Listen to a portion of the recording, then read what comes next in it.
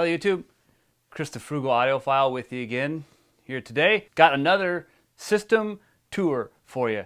I'm gonna walk you through my living room system here. And what I was going for on this system was what I like to call a mini hi-fi system. And I think that in a lot of ways I have accomplished that, although there still is some room for growth. So to begin, let's talk about the speakers that I am using. And these are the Mica Ooze. Yeah, that's right. They're the Ooze, the O-O-O is how their name is spelled out. So they are the Ooze. And that's because they are an MTM design, mid-range tweeter woofer.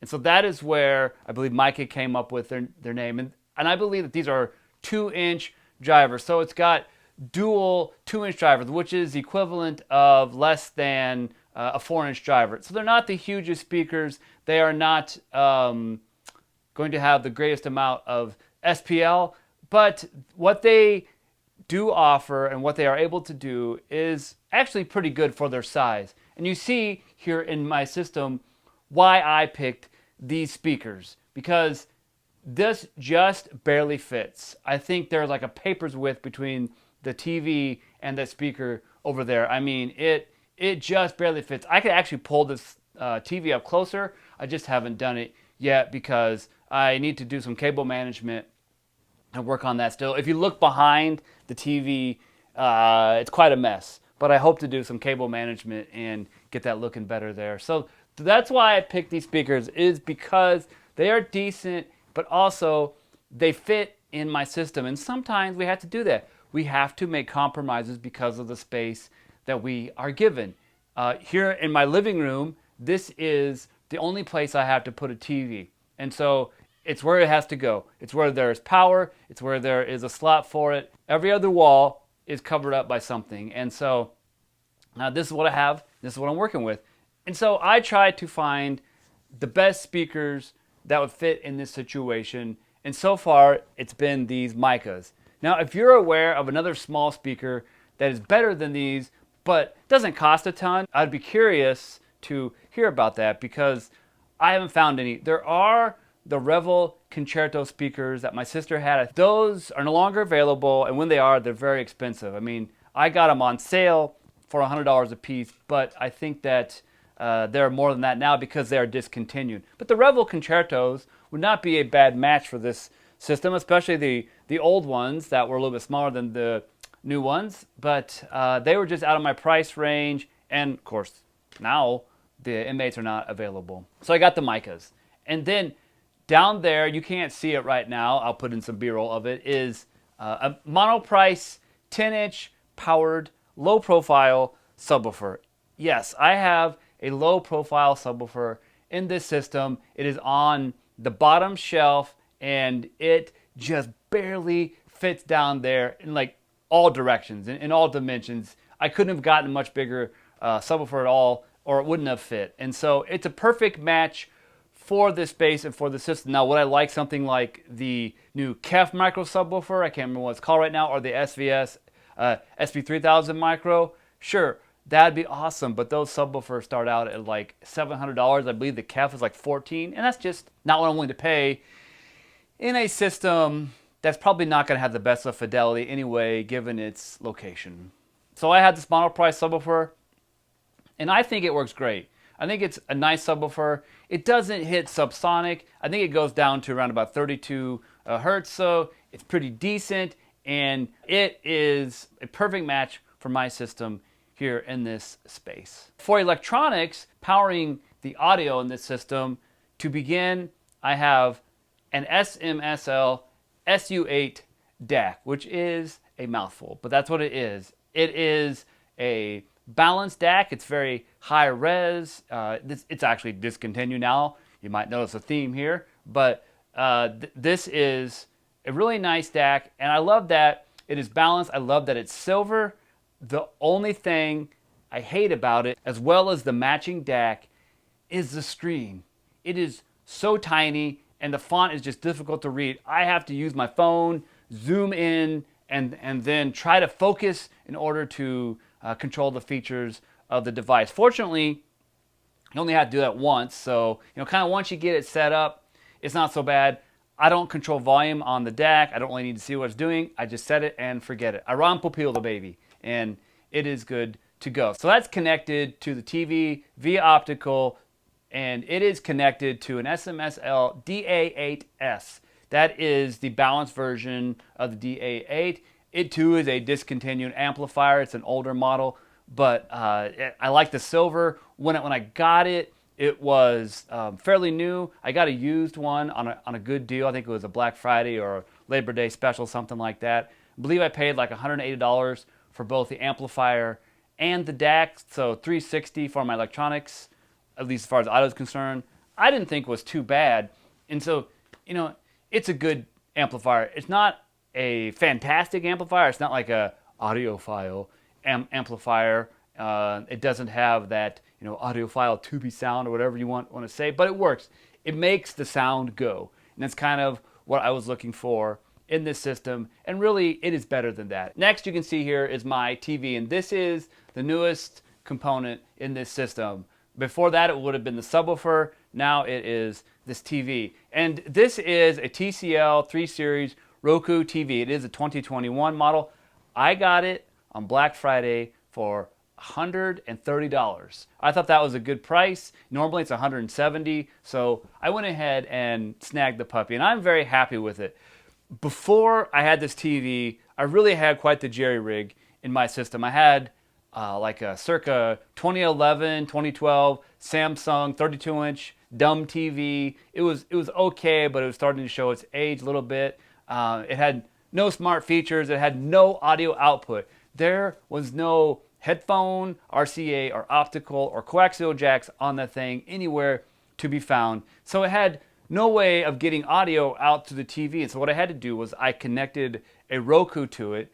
For a long time, I used a Roku Express that had the ability to output audio through the headphone jack. I plugged it directly into the amplifier here, and that worked. It worked good. It was a fine system.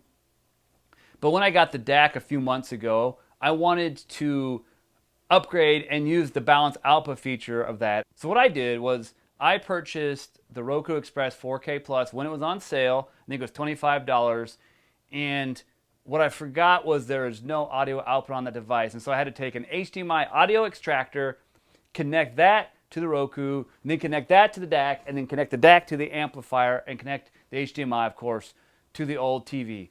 Well, it worked. It was perfectly fine. I don't know if it harmed the sound or not, but it did work. And so I did that for a little while, but I was like, this is so many components. This is so janky. There's got to be a better way. There's got to be a better way. And when I saw this TV go on sale, I've been keeping an eye on it for a while.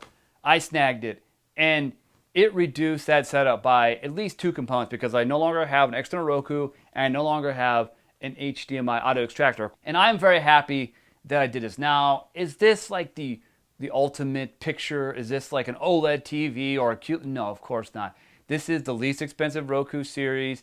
It is a 32-inch TV. It doesn't have full array local dimming, anything like that. But for the price and for the size, for what I need, it's perfect. It works great. If you look at it in the dark, of course, the black levels are not good at all. But I usually have the lights on in here because the main purpose for this system is to be used when I exercise and when I'm in here taking a nap, or for overflow if we're watching a game on TV and there's not enough room in my TV room because it is fairly small. And so it doesn't have to be the highest fidelity. It doesn't have to be the biggest screen or the best picture. It just has to work. So I am pretty happy with it. I think for $130 it was a worthwhile purchase. The final component in this system, as far as electronics are concerned, is my Echo Dot, as you see it right there. And this one was in my bedroom, but I like the gray look with the silver, so I swapped out a black one and put that in the bedroom and put this one out here. I like to have an Echo in my rooms just to control various things, and so that's what it does. That's basically a tour of my system, and I would say I am doing pretty good at accomplishing the mini hi-fi system goal that I set. However, there are a couple of issues with this system and things that could be improved in the future. And the first one is crossover. The DA8S has no subwoofer output, therefore there's no crossover in this setup. And so I basically have to use the crossover setting on the subwoofer down there and match it to the frequency response of these mica speakers. I believe these go down to somewhere around 70, so I think that's where I have it. There's no setting a cutoff on these, a high pass on these, and a low pass on the subwoofer. You just got to kind of balance it out and do your best to match those things. It's not perfect, but it does work. Could I add a mini DSP? Of course I could, and that could be my crossover. But again, that's going to add another component. I kind of want to keep things simple. And also, I like having the balanced DAC. Yes, this DAC is balanced, and I actually found some really nice 1-foot XLRs on Amazon. I will link to those that are red and white, which I really like because that makes it easier to distinguish which is which. I could do that, but that's kind of a shortcoming of the D8S and this system.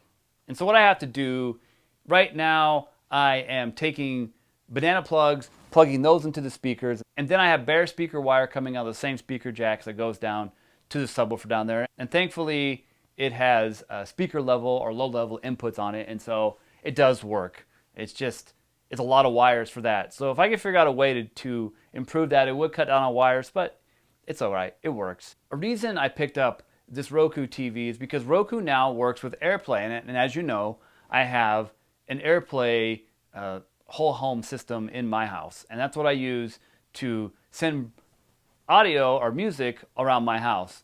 And I wanted something that could do that. And for the longest time, I wasn't able to. That was one of the reasons why I picked up that Express 4K Plus, because it could do that, but it made the audio output a challenge. Well, Roku added Airplay to most of their streaming players and TVs in the past couple of years. And so for a long time, this TV did not have Airplay. It's Airplay 2 support. And I was worried that when I purchased it, it wasn't going to have it. But Roku had been promising that we were going to push it out to all of our devices. Now, my Sharp TV in the home theater room, it still does not have Airplay compatibility built into it, but that's a Sharp. It's not a tier 1 Roku TV. I don't think it's a priority brand for them, so who knows if he'll ever get it.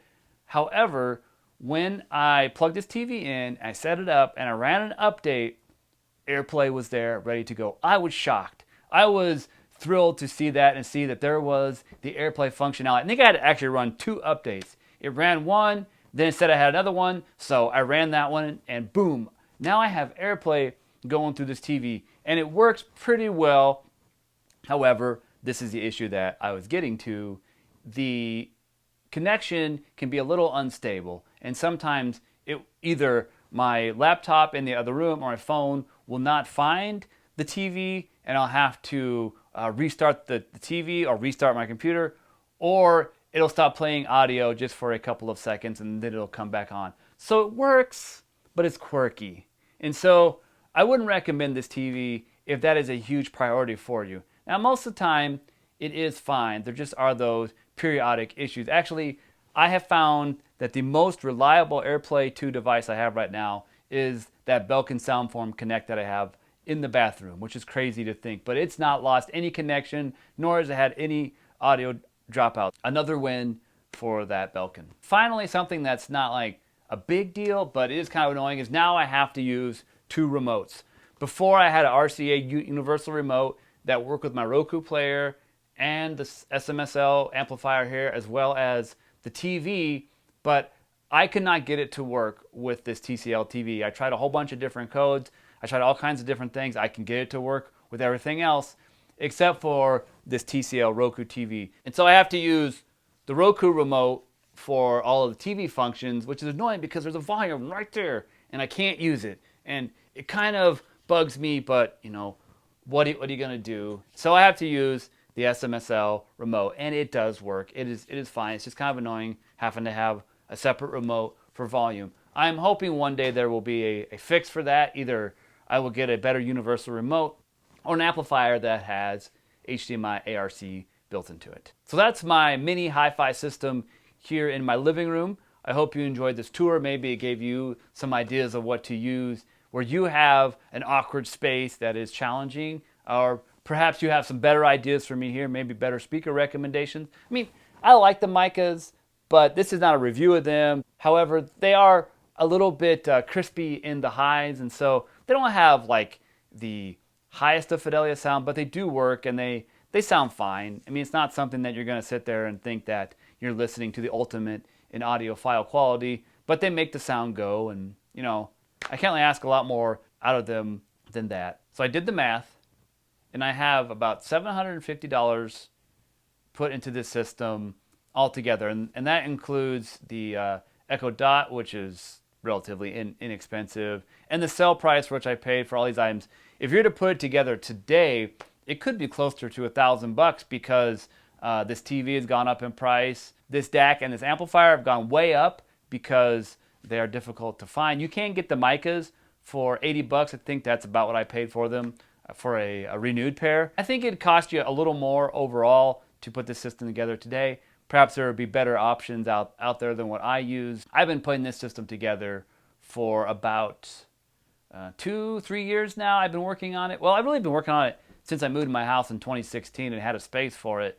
But I really got serious with it over the past 3 years now. So yeah, that's that. That's my mini hi-fi system. I hope you enjoyed this video. If you do like this kind of content, please be sure to comment, rate, and subscribe. Also check out my Patreon. It'll be linked down in the description below. So do you have any of these components? What do you think of them? Do you have better suggestions for what I could do here? Now I know I could do a sound bar. I have tossed that idea around, and it is an option, but I kind of like to put together my own systems, and then if something better comes along in a certain area, say a better speaker comes out, I could switch it out. Whereas a sound bar, you're just kind of stuck with what a sound bar has, and that's all there is to it. But it wouldn't be a bad option in a system where you're limited for space and for budget. I thank you so much for watching this video, and remember, frugal doesn't necessarily mean cheap.